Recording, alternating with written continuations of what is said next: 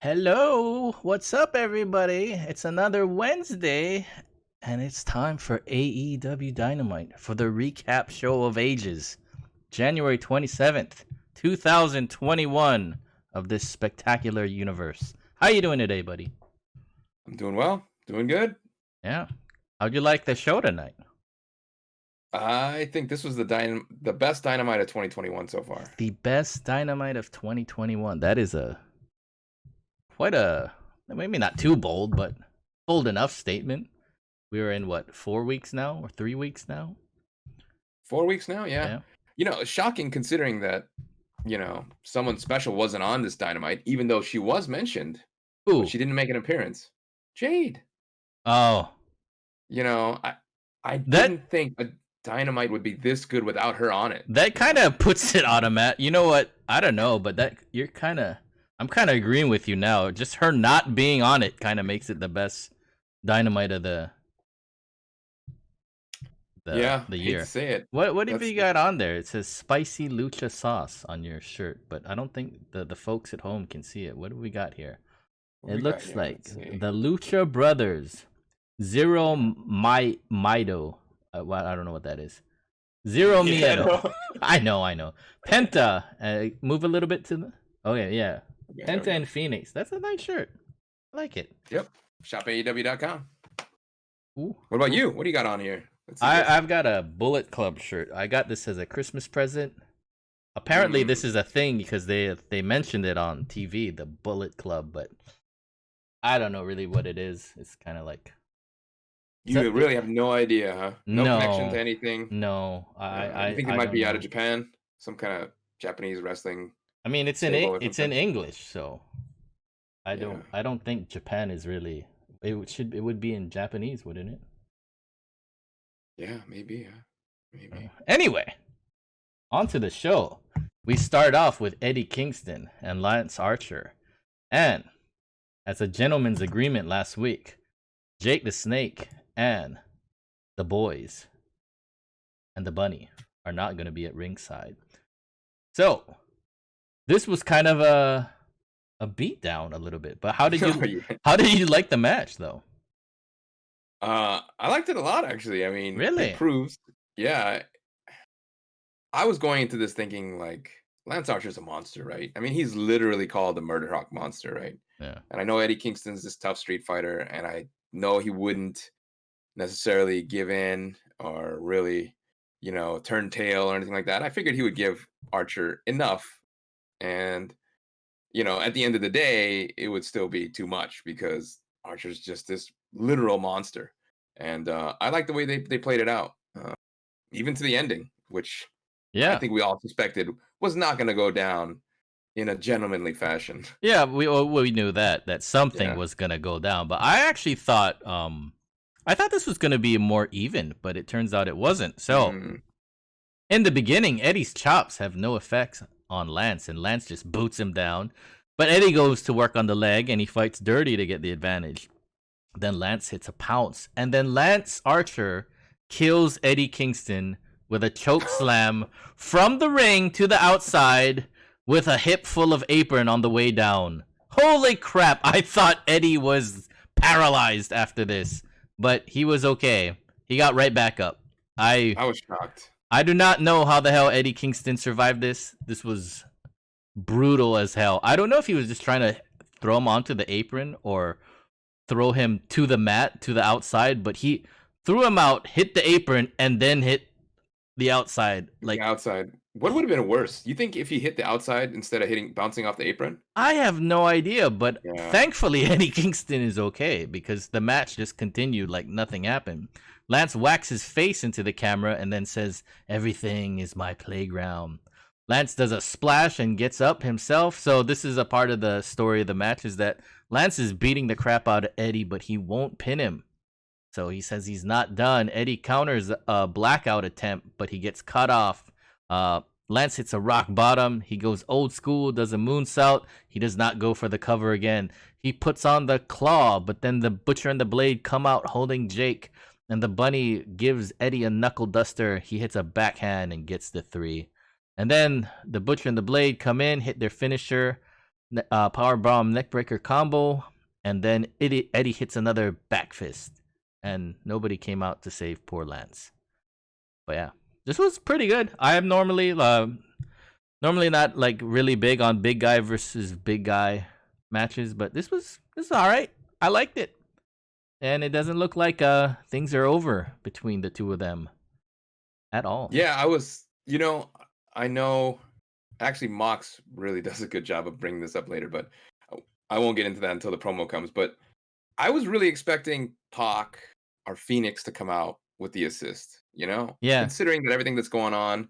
I know Pac, Phoenix, and Penta, to an extent, Penta's hurt, right, because of last week's beatdown, have beef with the Young Bucks, Good Brothers. There's so much shit going on right now. But I really thought they would come out just to scare off the boys, but they didn't.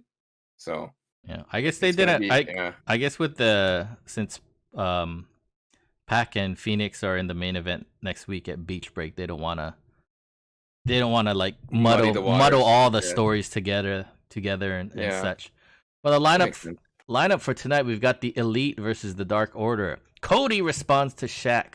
Dax versus Jungle Boy. Britt versus Shanna. Hangman versus Ryan Nemeth. Jericho and MJF versus the Varsity Blondes. Darby and Sting. But now we're gonna hear from Jon Moxley. And Jon Moxley says like everybody's friends, you got Good Brothers and Young Bucks and Kenny and their friends, and he doesn't think that's gonna work. And the Lucha Brothers don't like him, but they don't like Eddie Kingston anymore. So now his partners, and now they're friends with Pac, and he's like, whatever. But he's a simple man. He likes his beer cold. He likes his coffee hot. He likes his water at room temperature. He notes he makes big emphasis on room temperature water, and says he likes sex in the morning. He loves a good 6-man tag, and it's gonna be wild. And don't blink. And he's hyping up the match of Kenny and the Good Brothers versus Moxley, Pac, and Phoenix for next week's main event at Beach Break. So, what did you think of this? I thought this was terrible. Really? Are you serious? No, this was tremendous, as always. I was gonna say. So here's the thing. Like, this was probably my favorite Jon Moxley promo that I've ever seen, and I'm not even making it ever. up. Really? Yeah, he's done so many good promos, whether they're comedic or serious. This straddled the line between both, and it was just so well done because there was so much shit that he had to remember and that was going on, and he didn't miss a beat. Yeah, and Like, he addressed all the storylines, and he didn't pretend like he didn't pretend like Pac and Phoenix are his like best friends all of a sudden because they're partners, right? yeah, it was so good. Like, I can't give enough credit to him for being able to pull this off. I know, he does this day in and day out, and he probably practiced this before he went out there. But at the same time, like you said, he brought up every storyline, and he brought up so much other stuff that had nothing to do with that, and he was able to put it all together in a really fun, dynamic promo. It was so good. It was my favorite. It was definitely my favorite promo so far this year, if not my favorite Jon Moxley promo. So Really? good. Well, Yeah. I don't know about favorite, but I mean it could be. I mean all of his interviews are just a 10 out of 10. So yeah, I mean I won't fault you for saying that this was your favorite of all time because this was damn good. Moxley is always, he's like Jericho, just everything turns to gold. Speaking of Yeah. Jericho turning everything to gold, we'll get to that later. So, Darby and Sting. We're hearing from Darby and Sting, and they say their feelings are hurt because Team Taz called them hoodlums. But Sting says, "Okay, Darby is a hoodlum." And Darby says, "It doesn't matter on the streets. It doesn't matter if you fight clean or dirty. It's about survival." And he throws a skateboard through a window. He says, "I am a hoodlum, but I'm no different than you." And he looks at Sting. And then Sting tries to break some windows, and on maybe like the 4th attempt, he actually breaks a window. And then Sting says at Revolution, "It's showtime." So yeah. Anything you want to add about this one? This was good too. Yeah, I'm glad Sting's actually doing something. I He's- mean, it's too bad that has to do with property damage, but He's been doing all kinds of shit. you mean just showing up and collecting a paycheck? If by that, Well, he just Yeah, I showed guess up and he didn't even show up this week. He was like in Darby's little video. He did less here than he's been doing all this time. He hit He hit Ricky Starks with the bat the other week when he was trying to interfere on the Brian Cage Darby match. That is true. You're right. That actually took some effort. So second time he's actually taken some effort so far. Yeah. This is the second time. It was fine. It was good. It was funny. Sting's still good at promos, which is good. He was all serious about how I can't believe you called us hoodlums. That's so mean. And he's like, you know what? Darby is a hoodlum, actually. He just changed tone so good. Yeah. But of course, I'm wondering, just as everybody else is, what does Team Taz think about this? But unfortunately, we don't find out right now. But maybe we will later.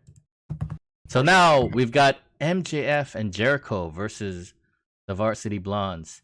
And MJF has the mic and he says, me and you, Sammy, you and me got to talk. I don't know why he had to get on the mic in front of the crowd before the match to say that. But okay. So he tells Griff Garrison you remember last time I embarrassed you, so just say I quit now. Griff cracks him in the face. And Tony Schiavone says Sammy was cheering Griff, kicking MJF. So MJF and Jericho are cheating behind the ref's back to get control. They go to a break. The restaurant quality picture-in-picture, as JR always notes.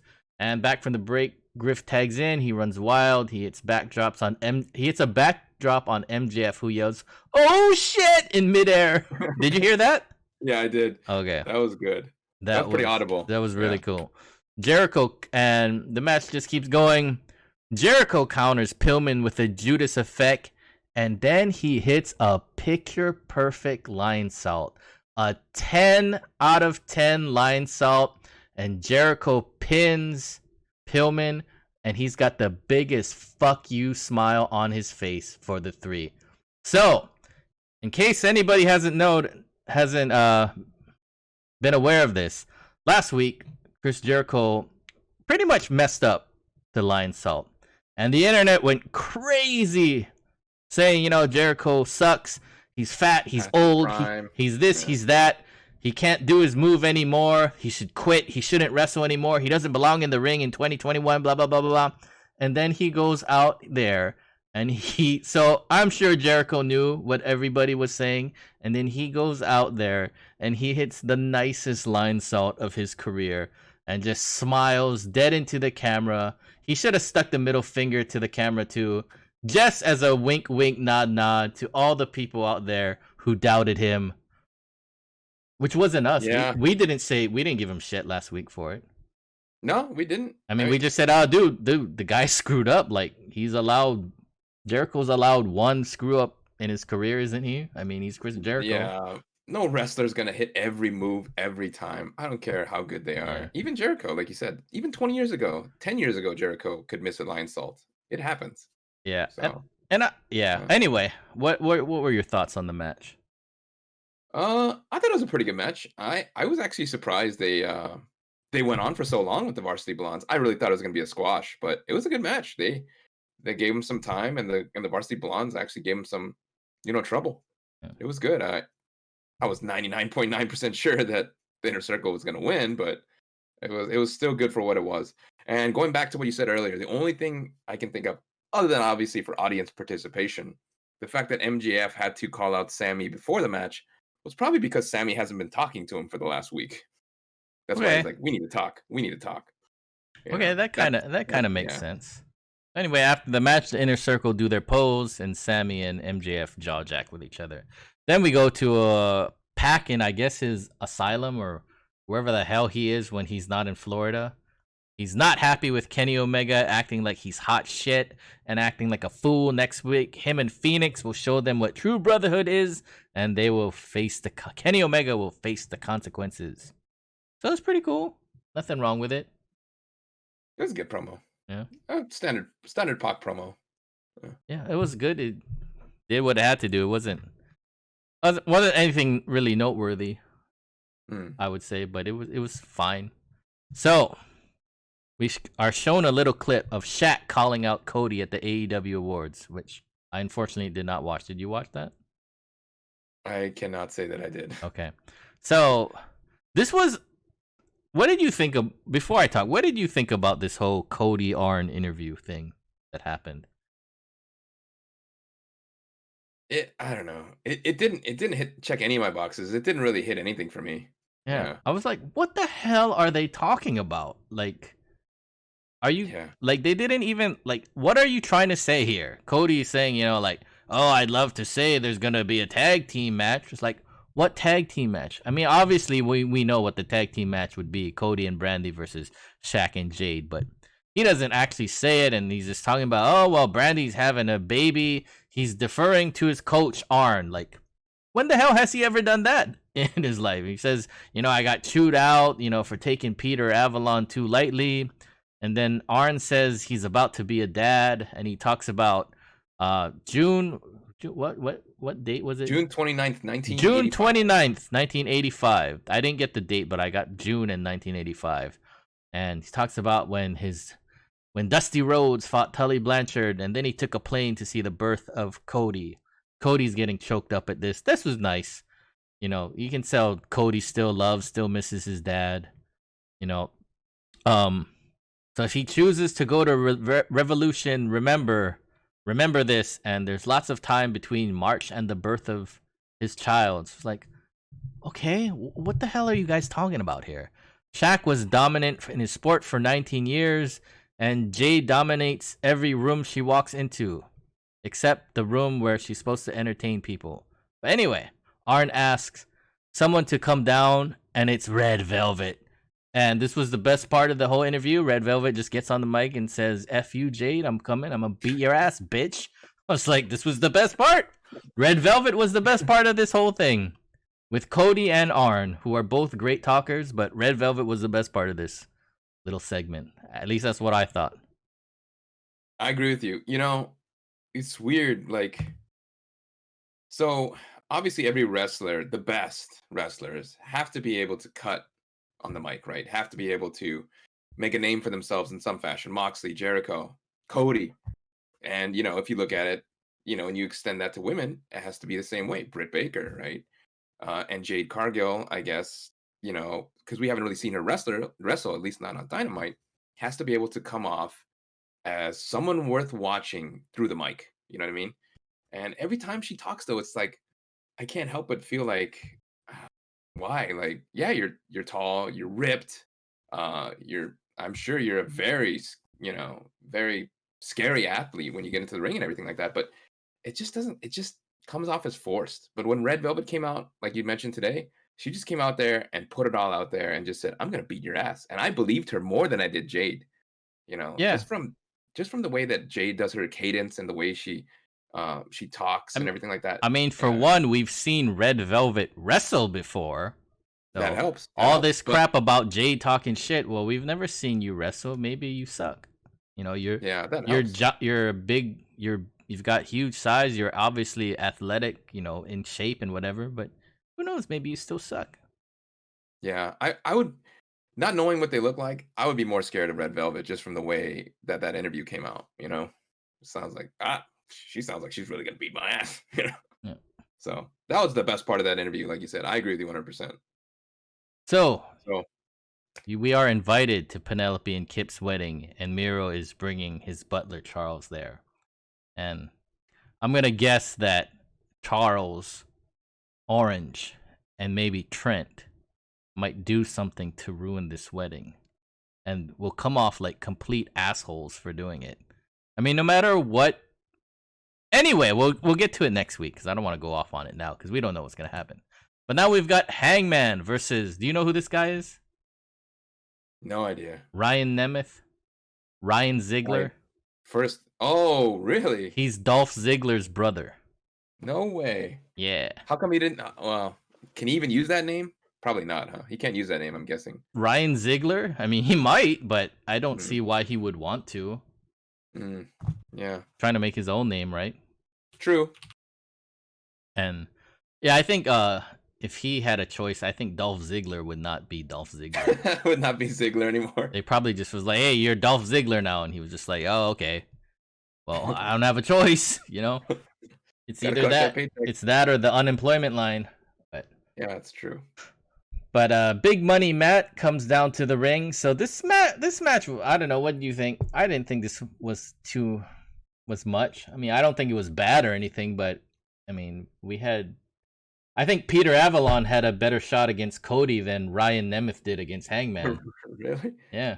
I wouldn't go so far as to say that, but it did what it needed to do, I guess. Which was actually, oddly enough, a Matt Hardy and Hangman story Yeah. coming after the match. But Ryan seems like a perfectly competent wrestler. I actually thought he wasn't that good.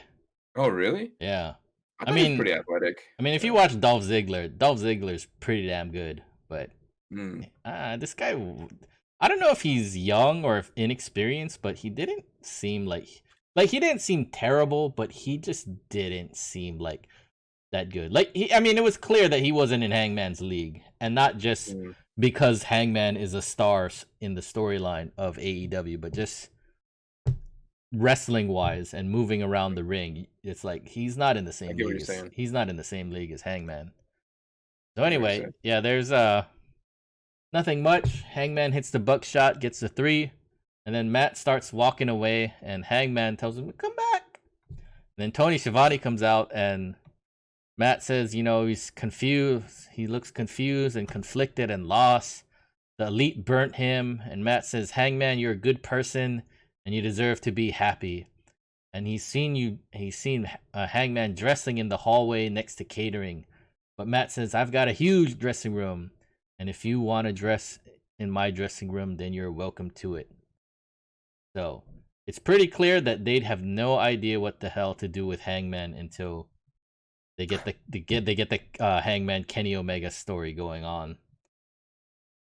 Ooh, you really think that has they're to that be lost? it? Yeah, they're that lost. I mean, that has to Wow. be it. He's gonna be fiddling with Moxley, and then eventually through hook or crook or something, Moxley is not gonna get the title back, and then I don't know if they'll go to it right away, but eventually the person who's gonna beat Kenny Omega is gonna be Hangman. Note it down. 1000%. Note it down, guys. The guarantee pick of the week. Guarantee pick of the week, huh? Just like You the got odds on that? just You like got odds on just like the Packers last week. that? Anyway, That's a good point, but God, Hangman is one of their biggest stars. I would really hope they would have more for him to do than just. You could be right though. He should have joined the Dark Order. I don't know. I mean, at yeah. least that would be something, right? Yeah. We'll Yeah. see. So up next, we've got Dax versus Jungle Boy. And before I started talking about it, but how did you like this match? Oh, wait. The stipulation also is that Cash and Tully are handcuffed to Luchasaurus at ringside, so they don't interfere. This would be difficult for me to differentiate between this and the main event. I think this was my match of the night, though. Ooh, wow. Yeah. That's what I was going to say, actually. This was my match of the night, too. However, there's one thing I want to make note of. Before this match started, when Jungle Boy was walking out, I was like, man, when crowds come back, they're going to start singing this song, and it's going to be awesome. 5 minutes later, I changed my mind. This crowd did not stop singing this song the entire match, and it was fucking annoying as hell after a while. Yeah. And the only reason why it was annoying as hell is because the crowd couldn't sing it correctly. They were totally off on it. Like when they sing Judas, they're a little off, but it's okay. But there's no lyrics to the Jungle Boy song, so when it's off, it's really off, and it's really bad. So I was like, oh god. Hopefully when bigger crowds come back, they'll start singing it better, but it was annoying as hell in this match. But anyway, they start off even. Dax is the more experienced wrestler, but Jungle Boy's quicker, so neither of them really get an advantage until Dax misses a charge and he hits his shoulder, so his shoulder's kind of messed up. That plays into the finish. Dax counters with a big uppercut, and they go to break, and then back from break, Dax hits a top rope backdrop. That was really cool. And then they mentioned that Dax hurt his shoulder doing that backdrop, and he's still hurt from before. Dax hits a slingshot Liger bomb for 2, and Jungle Boy hits a backstabber and rolling Germans. Dax hits an Arn Anderson style DDT. This was beautiful. My favorite DDT, Arn Anderson. And then they do a series of cradles and roll ups and reversals. They all get 2 counts. And then he puts Jungle Boy puts Dax in the snare trap, and he hooks the injured shoulder, and Dax taps out. So probably the biggest singles win of Jungle Boy's AEW career so far. Yeah, I'd say that. Yeah, that was an upset for sure. Yeah. I really didn't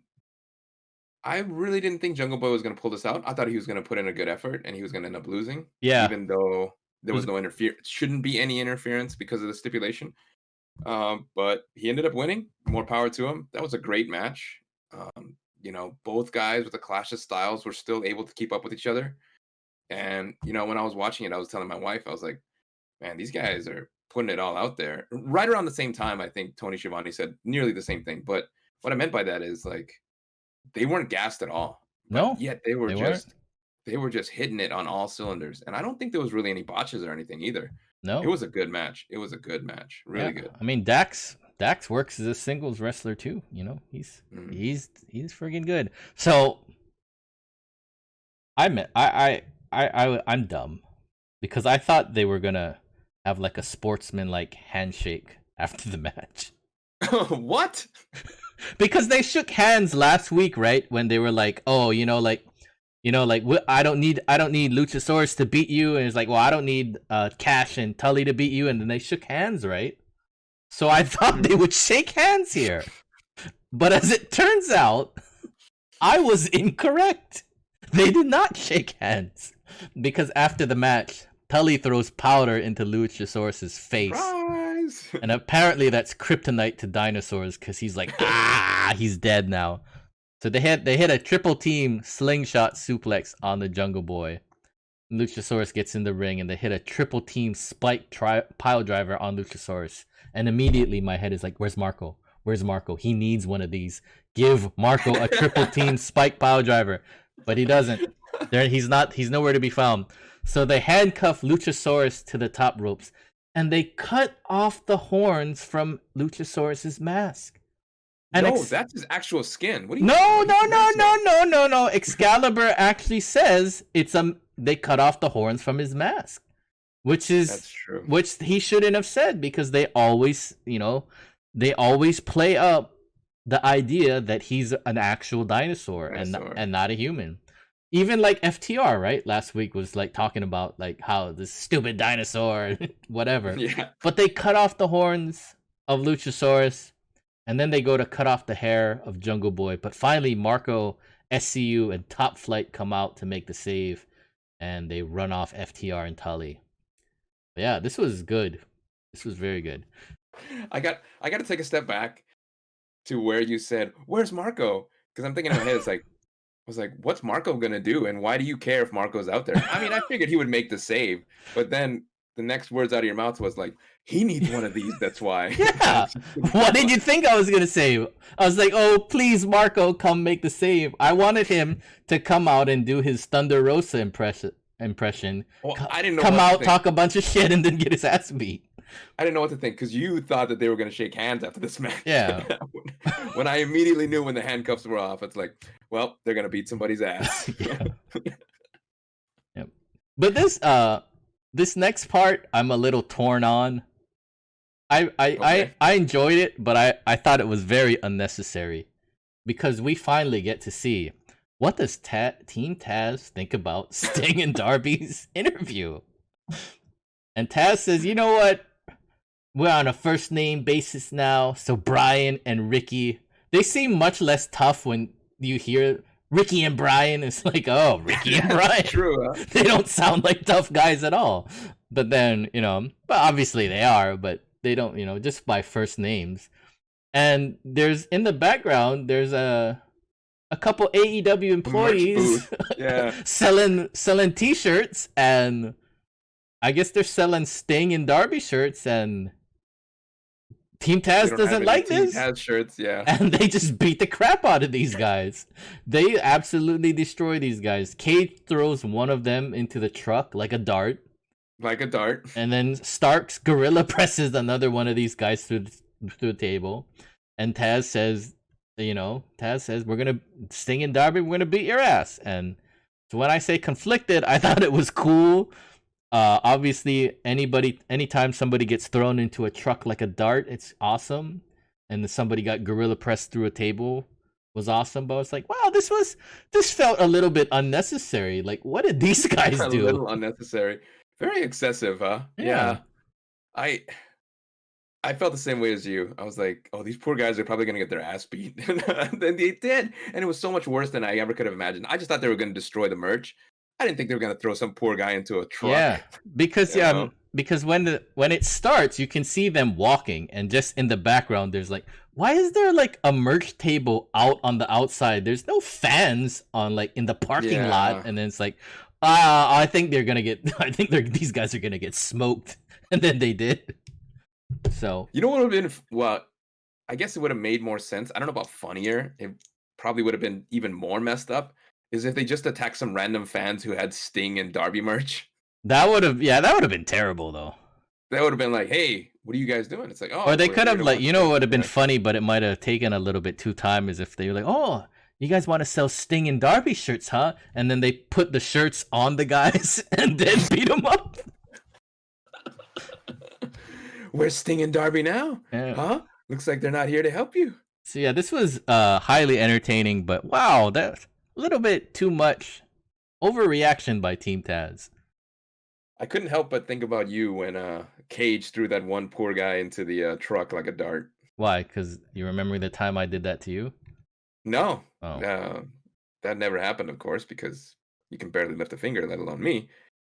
But because of the time that, how much you love that whole Rey Mysterio, Kevin Nash. I do love that. I don't know a single recap. person who's ever seen that and does not love that. I wish they would have used the line. That would have been so good. He threw him like a dart. Cage just threw that guy like a dart. Yeah. So up next, we've got Britt Baker versus Goku. Yeah, pretty much. I'm not even gonna correct myself on that. I will call her Goku throughout the rest of this review. But how did you like this match? It was good.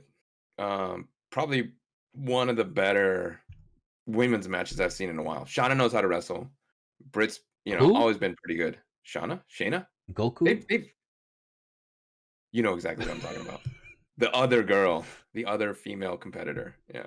It looked like, it was a good match. Looked like Goku to me. You know what would have been actually really cool is if she's blonde, right?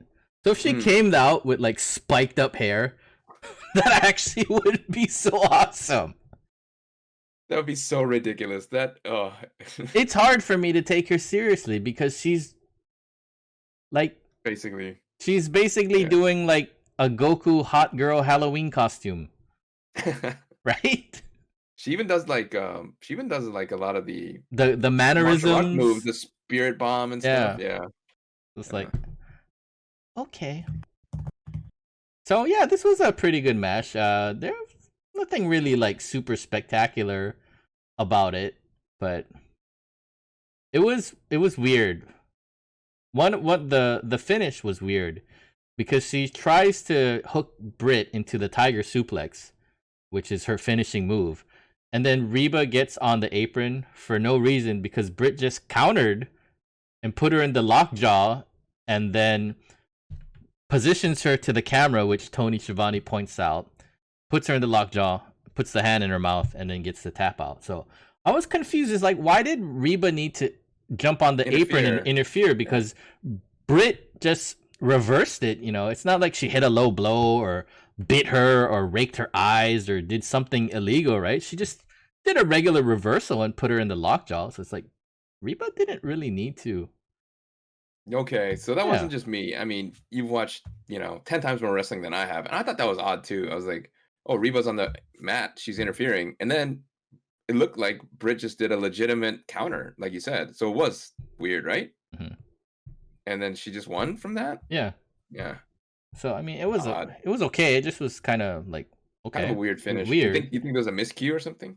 I have no idea. Maybe. Maybe not. But after the match, Britt continues to beat Goku's ass, puts her in the lockjaw again, and then Thunder Rosa's music hit, and then Britt and Reba bail. So at this point, I knew it wasn't gonna happen, but what I thought would be really funny is Thunder Rosa goes back in to check on Goku. But I thought it would have And then they been. come back. I thought it would have been no. I thought it would have been really funny if Thunder Rosa just started beating her up too, and started yelling at Britt. You know, like, this is what I'm gonna do to you next week. And started beating her up. Like, I knew that wasn't gonna happen, but I thought that would have been really funny. So nobody's a good guy in that match, basically. Or like you said, if Thunder Rosa goes in to check on Goku, and then Britt comes back and beats her ass. That also would have been funny. Funny. Oh, yeah. Man. Anything you want to add on this one? No, it was good. It was good for what it was. It did what it needed to do. It's funny. I noticed AEW has a problem with this sometimes, and correct me if I'm wrong, but you're wrong. Doesn't it seem odd that they build up like the records of some of these people and then they just go off and lose? Like, yeah, it's like, oh, she's on a 5-match winning streak. Yes, yeah, exactly. All on dark against people we've never heard of. It's and then she loses in 5 minutes. Yeah, it's not like she beat Sheeta and Nyla Rose. Like, okay, well, come when you've done that, maybe I'll care about your wins, right? Yeah. Anyway, MJF wants to talk to Sammy, and he swears he didn't tell Wardlow to interfere. And Sammy asks him, well, you think I'm stupid? Sammy says he sees through his shit. And MJF says, you sure you want to play it this way? And Sammy says, I'm not playing. So where do you think this one's going? Do you think they'll pull the ultimate swerve and make it so that MJF and Sammy was in cahoots all this time to screw over Jericho because they're the new generation of AEW and they played Jericho like a fiddle? I didn't think of that. That would actually be an awesome swerve because all this stuff is taking place on camera, right? Yeah. So even anybody could believe the interaction is happening, right? Because it's like, you've seen it. Jericho could easily go back and watch Dynamite, see what happened with Sammy and MJF. And it's like, man, there's some real bad blood between those guys, right? So he would never see it coming. That's a good question, man. I don't know.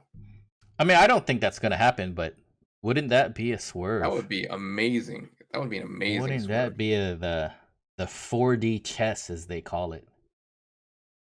I see them playing up Sammy as the defector and being a babyface after this.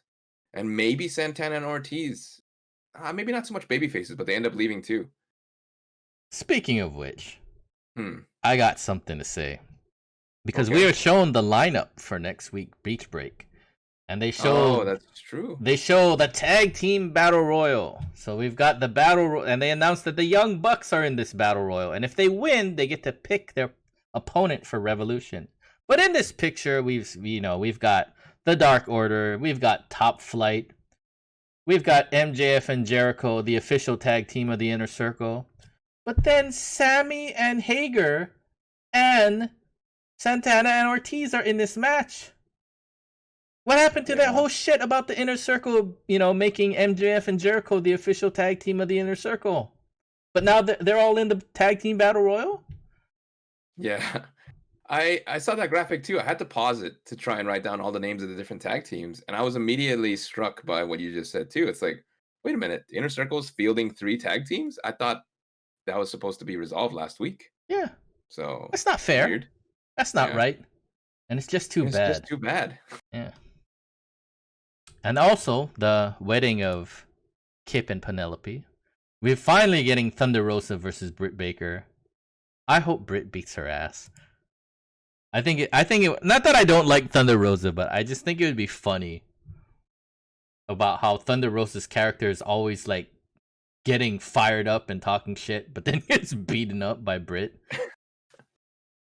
And then that's a good question. Yeah, we'll see. And in the main event, we've got Kenny and the Good Brothers versus Moxley, Pac, and Phoenix.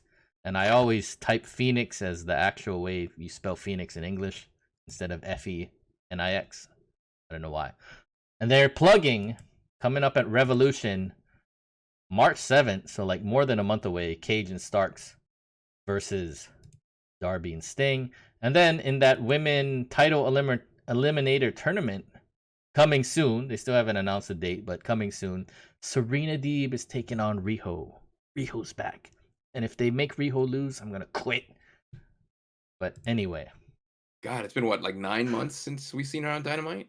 Probably a year. She hasn't. When did COVID? Like February, March? Because I know she wasn't around. Like right after she lost to Nyla. Like I think she lost the Revolution, right? She lost the Revolution, right? February. So yeah, it's been almost a year. Yeah, was it months. At Revolution? Pretty sure she lost the Revolution. Yeah. Okay.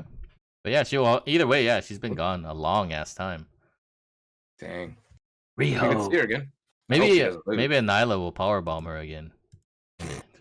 And then try to find her. And then call her out on camera. Riho. If you don't know what we're talking about, go watch one of those.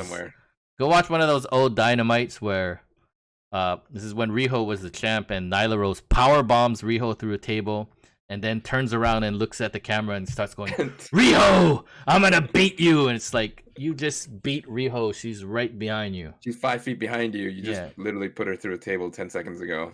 Okay. Yeah. You don't need to look far. But anyway, Dasha is with the Elite. And Carl says it's been 5 years since the Bullet Club reunion. So I guess that's these. I guess they were the Bullet Club, huh? Huh? Maybe. Weird. So they're gonna do their favorite thing, and that's beat up Jon Moxley, which is a playoff beat up John Cena.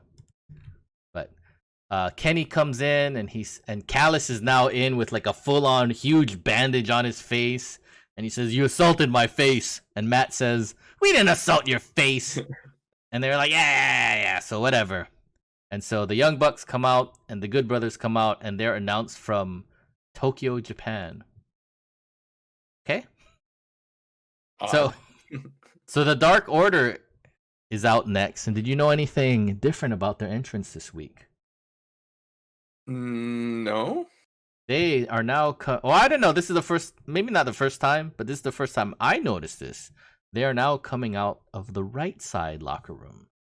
Oh, that's true. You're right. Did they come out last week out of the right side? I don't know if they did come out last week but I noticed this week they came out on the good guy side.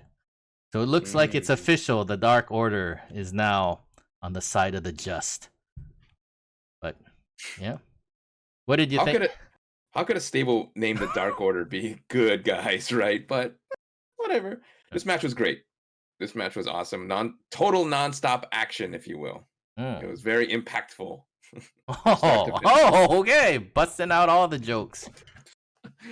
No, but seriously, like, it's really hard to keep track when there's 4 guys on each side, 8-man tag teams, and it can really just, completely devolve into a complete mess. But these guys know what they're doing. These guys have worked together for so long. They're veterans, and they pulled off some crazy-ass moves. It was nonstop action straight up from the bell. And I really didn't know who was going to win, honestly. I thought the Dark Order was in it till the very end, and it showcased everyone. So it was everyone. It was either going to be the Elite winning, or it was going to be some miscommunication between the Good Brothers and the Bucks, right? The Bucks, yeah. Would cause their loss or something along, or like Nick would go try to do a super kick in and he would hit Carl or something like that, right? That would have led to the finish. And it's like, oh, did he kick him on purpose or not? But one of those things. Anyway, yeah, so like you said, this was a lot of action. Pretty much just everybody doing their signature moves. All the Dark Order, Reynolds and Silver doing all their tag teams, different moves. The Bucks, the Good Brothers, everybody doing all their signature moves. They hit a fatality on Matt, but the pin is broken up. Then they do wait, what happened? Oh yeah, so this was a pretty crazy thing when Nick and Carl and Gallows do triple apron bombs onto the Dark Order. That was pretty crazy. Yeah. That looked like it hurt. Yeah. So all four of the Elite do a super kick party on Grayson. Uno breaks it up. They hit a magic killer on Uno and then a Meltzer driver on Grayson, and it gets to 3. And I couldn't help but notice at this point that there were 4 minutes before the end of the the top of the hour. So I was like, maybe we'll get some shenanigans here. So Matt Jackson is on the mic and he talks about the Battle Royal next week.